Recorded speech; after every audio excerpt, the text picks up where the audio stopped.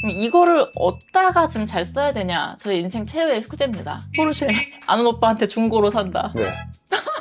그대로 제 해외 투자 잔고와 그럼 가장 비중이 높았던 것부터 순서대로 한번 볼게요. 첫 번째 비중 높았던 게 어디죠? 그렇게 해서 리밸런싱을 하는 게 제 약간 투자 전략이라고 말할 수가 있었고, 그렇게 해서 계속해서 경험을 쌓아 올리는 거죠.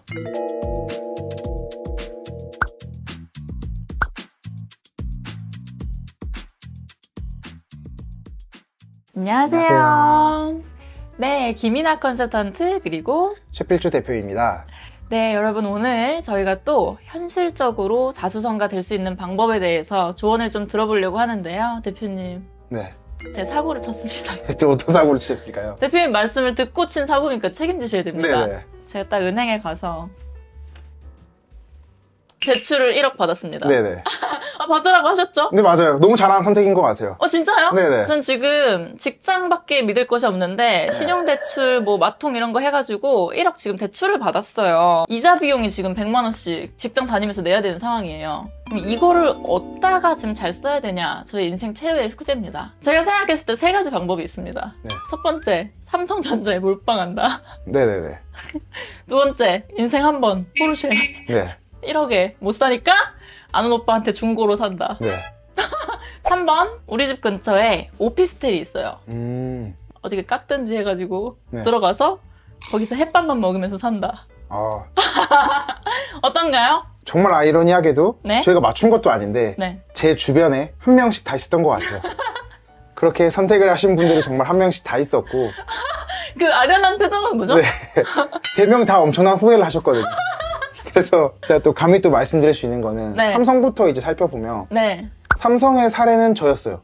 삼성전자에 몰빵하셨어요? 네. 얼마에? 1억을 대출을 받아서 1억 그대로 삼성전자에 몰빵을 했었던 적이 있습니다. 야, 그 뭐 현명한 선택을 하신 게 아닌가요? 그때는 삼성전자가 10년 동안 장기 우상향 중이었었고, 뭐 코스피랑 연동이 되고 이렇게 되니까 괜찮은 주식이라고 생각을 많이 했었어요. 그런데 결과부터 말하면은 일주일 만에 전량 다 매도를 했습니다. 200원 벌고. 네. 1억 투자해서 200원 벌고. 네네. 이자는 더 냈겠지만 1억 정도를 한 개의 주식에 무리해서 몰빵을 하고 나니까 오늘 정말 기분 좋은 일이 있었어도 주식이 떨어져 있으면은 기분이 안 좋아져요. 비트코인 그때 왔다 갔다 할 때가 제일 심했었는데, 하루 동안 제가 100만 원을 버니까 그 당시에 여자친구네 회사에 50명 전원한테 제가 스타벅스를 다 돌렸습니다. 와, 너 진짜 남자친구 재벌 만나니? 막 이랬을 것 같은데요? 맞아요. 그렇게 꽁돈은 늘 그렇게 쉽게 나가는 것 같아요. 그리고 안 됐을 때는 안 될 때만큼 또 마음이 아프니까 네. 한 개의 개별 주식 투자는 정말 할 게 못 되겠다. 일단 뭐든지 하나의 몰빵에서, 특히 주식 같은 경우 개별 주식에 몰빵하는 것은 좋지 않다. 그거 하나에 너무 많은 것이 다 바뀌기 때문이다. 네. 포르쉐 같은 경우에는 가장 만족도의 길이가 길었던 주변 사례였던 것 같아요. 포르쉐 이제 오픈카를 타고 다니니까 첫 번째로 친구들이랑 같이 이제 클럽에 갔다라고 하더라고요. 근데 그 길거리에서 위에 뚜껑을 열고 네. 사람들이 지나갔을 때 처음으로 여자애들이 먼저 핸드폰 번호를 물어보고, 저기는 정말 대충 번호를 받았는데 계속해서 여자애들이 정기적으로 연락이 오는 그런 마법 같은 효과를 좀 누릴 수 있었다. 근데 궁극적으로 4년에서 5년이 지나니까 이 형 역시 많은 후회를 했었고, 오피스텔도 비슷한 것 같아요. 무리해서 강남에 한번 오피스텔을 얻어서 살고 싶다, 그렇게 했던 친구들이 있었는데 모두가 다 후회를 했습니다. 가치가 점점 하락하게 되거나 혹은 비용이 나가면서 내 자본을 잠식해 나가는 과정이 진행이 되기 때문에 후회가 되는 거죠. 결국 결과가 좋으면 다 좋은 것처럼 장기적으로 봤을 때 돈을 더 벌었어야지 좋은 기억으로 남을 수 있는 것 같습니다. 그러면 2번, 3번의 옵션이 좋지 않은 이유는 어쨌든 우리가 지금 대출을 빌려서 이자 비용을 내면서 뭔가 투자를 하는 거기 때문에 가치가 올라가는 결과가 있어야 되는데, 포르쉐를 사면 가치는 점점 내려갈 수밖에 없고, 네. 오피스텔도 가치 상승이 크지 않을 거다. 그러니 네. 좋지 않은 선택이다라는 이야기겠네요. 다시 돌아와 보면 교훈은 얻었거든요. 네. 일단은 몰빵해선 안 된다. 가치가 올라가는 거에다 투자해야 된다인데, 대표님이 만약에 네. 이렇게 1억을 받으셨다고 하면 어딨다가 실제로 1억 받으셨죠? 네.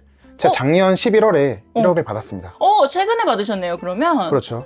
그러면은 자, 그 작년 11월에 받으신 1억 어디에 쓰셔야지 지금 정확하게 이제 분석 들어가겠습니다. 저는 리츠, QQQQ, 그 다음에 슈드, SCHD, 그리고 마이크로소프트, 그 다음에 니파이, 금, 비트코인 이렇게 이제 분산 투자를 했었어요. 그럼 가장 비중이 높았던 것부터 순서대로 한번 볼게요. 첫 번째 비중 높았던 게 어디죠? 저는 모든 걸 다 동일한 비중으로 갔습니다. 아, 10개면 10%씩, 네. 5개면 20%씩? 네, 맞습니다. 잠시만요. 이렇게 비중을 동일하게 가져가시는 이유가 있나요? 저희가 투자를 조언을 못하는 이유가 첫 번째는 본인이 뭐 얼마나 투자가 가능한지, 그 다음에 현금 흐름은 어떻게 되는지, 내가 외부 변동에 잘 버틸 수 있는 심지가 굳은 사람인지, 그리고 성격은 어떠고 뭐 어떤 거를 좋아하는 사람인지에 따라서 투자가 달라질 수밖에 없기 때문에 그 조언을 드리기가 어려운 건데요. 그때는 너무 외부 조건상 변동이 심한 시기였어요. 다양한 이제 불안 요소들이 많다 보니까 한 가지의 자산군에만 투자를 하는 것도 어려워 보였어요. 리츠라는 거는 그때 왜 제가 샀었냐면은 정말 그때 롯데리츠라든지 유명한 몇 개의 리츠들이 주당 3,300원 정도가 있었어요. 가장 장이 좋을 때 이거는 7,000원씩 했었거든요. 근데 거의 반값으로 떨어져 있는 상황이었었고, 와. 그 이유는 금리가 높아지면서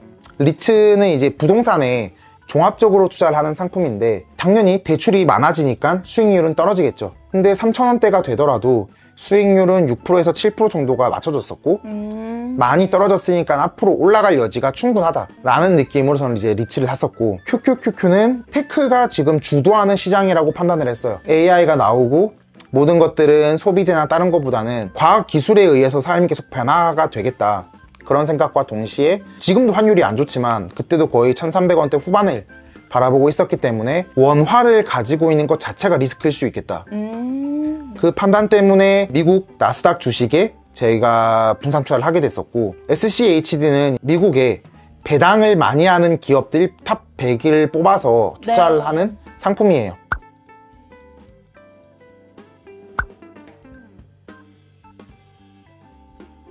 장기 불황이 진행이 되면 뭐 AI를 구매를 하거나 사치제를 사지 않겠죠. 롯데그룹 OJT 때 제일 많이 말하는 것 중에 하나가 뭐냐면, 롯데그룹은 2016년도 기준으로 단순히 껌만 팔아서 1조 원의 수익을 올렸습니다. 야, 진짜 위대한 기업이다. 껌만 팔아서 1조 네. 원. 주슈레 씨, 누가 네. 먹었던. 그래서 껌파리 기업이라는 거에 대해서 본인들이 인정을 하더라고요. 우리는 껌파리 기업 맞다. 아, 그렇게 말씀하시니까 네. 또 뭐라 해야 될지 모르겠습니다. 껌파리 기업이라서 껌을 팔았고, 근데 그 수익이 1조다. 야, 이건 무시할 수 근데 우리가 많이 생각하는 것 중에 하나는 뭐냐면, IMF든 아무리 우리 삶이 어려워져도 껌을 사 먹는 비용을 아끼거나, 제가 바나나 킥을 좋아하거든요. 근데 바나나 킥을 사 먹는 비용을 저희가 아끼진 않아요. 외식을 하는 비용 같은 경우에는 저희가 제일 먼저 줄이죠. 2023년도에 100만 개의 자영업자가 망했다라고 하더라고요. 이거는 거의 역대 최고 수치라고 합니다. 근데 우리가 필수 소비재 콜라를 사 마시거나 뭐 P&G 세제를 쓰거나 휴지를 쓰거나 이런 돈들을 아끼진 않아요. 그렇기 때문에 불황에 강한 주식 집단이라고 할 수가 있고, 마이크로소프트 같은 경우에는 빌 게이츠의 사업을 하는 스토리 같은 것들이 제가 팬심을 많이 가지고 있었어요. 그래서 그냥 팬심으로 구매를 했었고, 니파이는 이제 인도에 관련된 주식인데 네. 인도 100대 기업에 투자를 하는 거예요.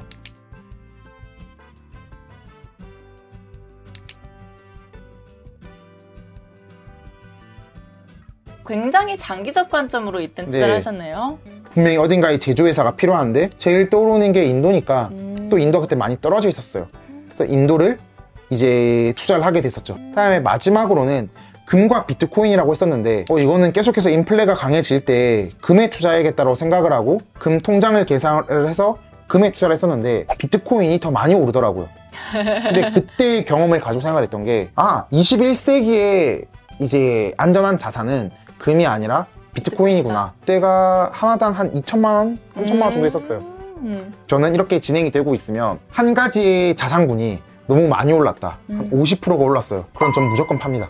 오, 50% 정도 오르면 일단 바로 네. 매도. 그리고 제일 하락률이 심한 것 쪽에 그 돈을 집어넣어요. 물타기를 좀 해주는군요. 왜 그러냐면은 결국에 아까 저희 상품군들을 보면 불황에 대비하고 인플레에 대비하고 테크 주도 그리고 호황일 때를 대비하고 원화에 대한 리스크도 회피하고 네. 그러니까 전쟁이 나든 다시금 골디락스가 와서 호황기가 오든 혹은 인플레가 심해지든 어떠한 경우의 수든 제 자산군 중에서 한두 가지는 무조건 오르게 돼 있어요.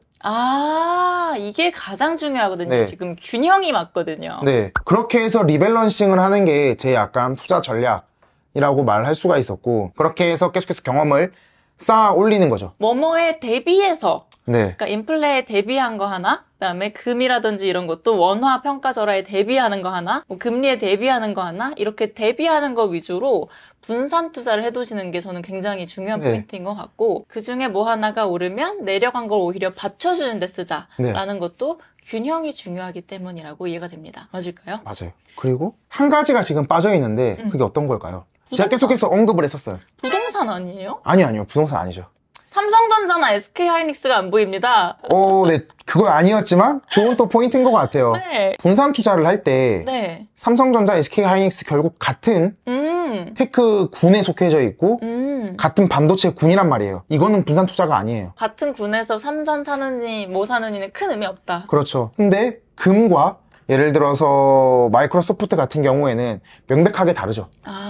AI 기업은 성장성이 높고 코카콜라나 P&G, 맥도날드 같은 기업은 성장성은 높지 않겠죠. 그렇죠. 대척점에 있는 것들을 투자를 해서 저희가 분산 투자라고 하는 거지 단순히 기업을 쪼개서 투자를 했다? 이거는 분산 투자라고 보기에는 조금 어렵다. 그럼 다시 정리하면은 온갖 상황에 대비할 수 있는 포트폴리오로 반드시 분산 투자, 그리고 어딘가 수익이 나면 거기로 몰아주지 말고 반드시 리밸런싱을 해라. 네.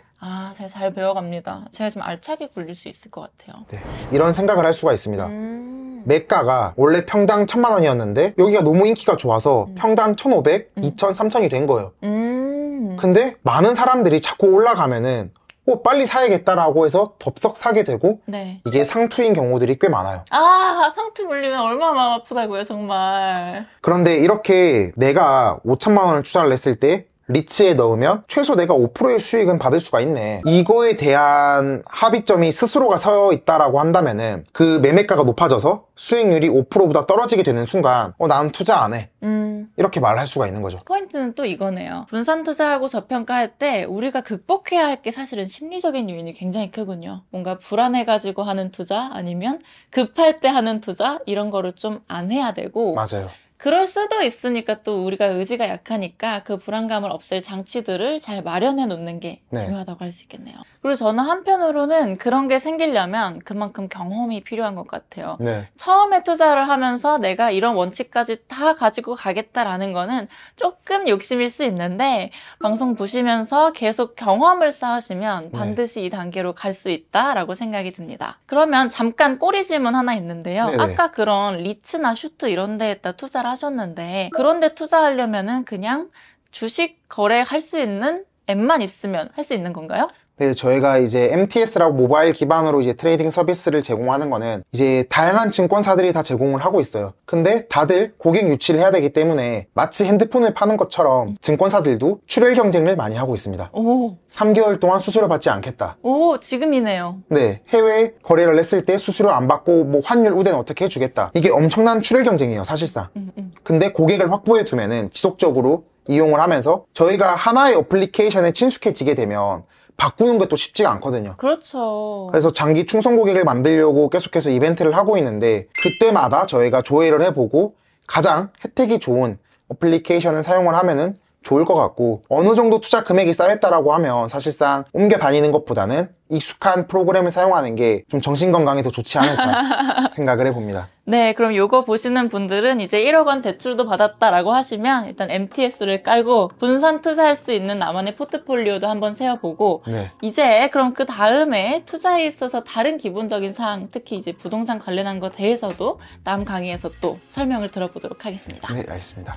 그러면 오늘도 인사 한번 하고 마무리하도록 하겠습니다. 여러분, 현실적으로 우리도 자수성가 될 수 있습니다. 그 경험을 여러분들이랑 같이 겪어보려고 하니까요. 함께 시청해 주시길 바라겠습니다. 오늘도 감사합니다. 감사합니다.